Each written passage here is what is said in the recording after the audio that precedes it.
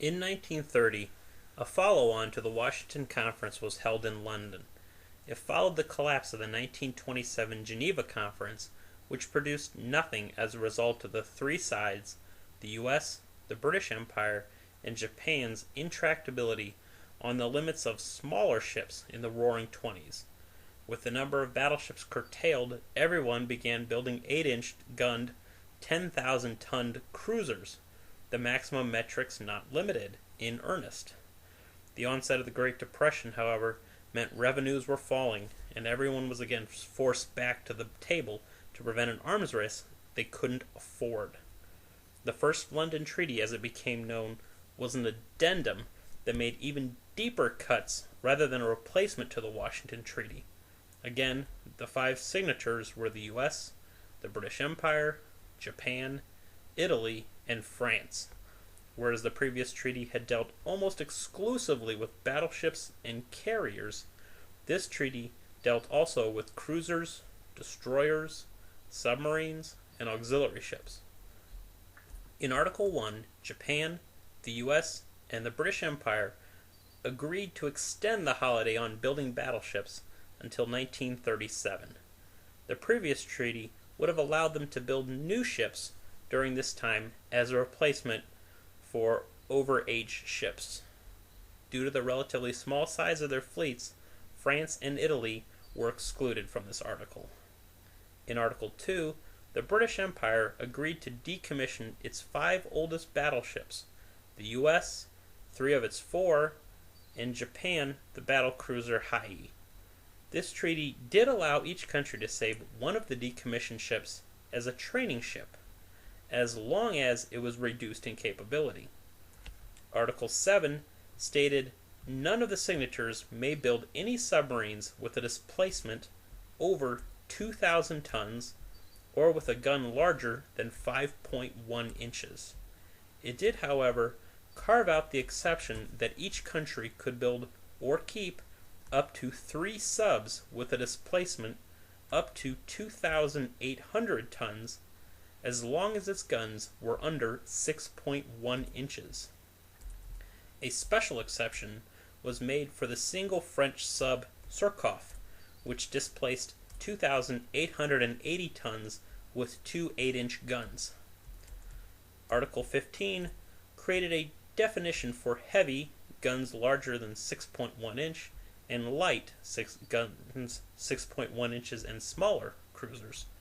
Because of how it was stated in the treaty, Japan called them Type A and B cruisers, respectively. It also stated any ship over 1,850 tons or with a gun over 5.1 inches was a cruiser. It went on to define a destroyer as a surface vessel whose displacement isn't over 1,850 tons and doesn't have a gun over 5.1 inches.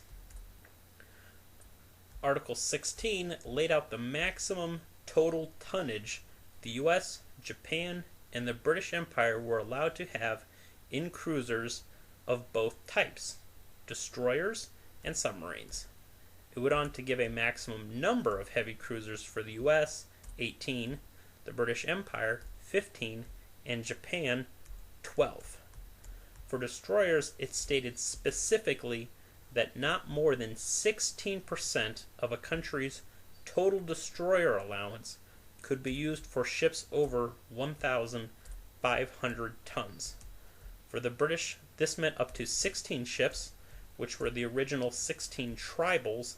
For the US, this meant up to 16 ships, the 8 Porter and 5 Somers class.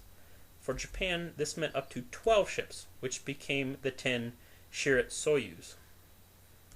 Article 18 allowed the US to substitute 15,166 tons of light cruisers for the final 3 of its heavy cruisers, as long as they aren't started before a specific date. Article 20 dealt with special cases for the British Empire and Japan replacing old ships. Article 22 bound submarines to the same rules of commerce rating as surface ships.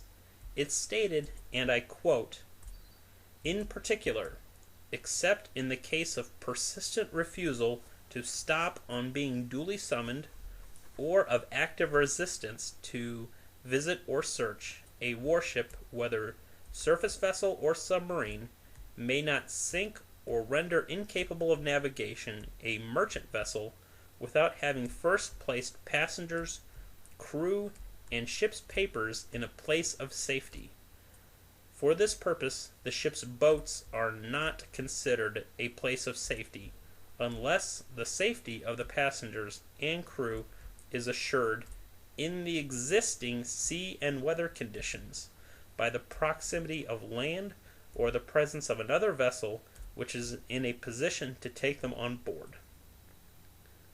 This provision of the treaty theoretically is still in force today. Finally, Article 23 set the expiration of this treaty as the end of 1936. It also set a time frame of 1935 for all powers to come together and draft a replacement treaty.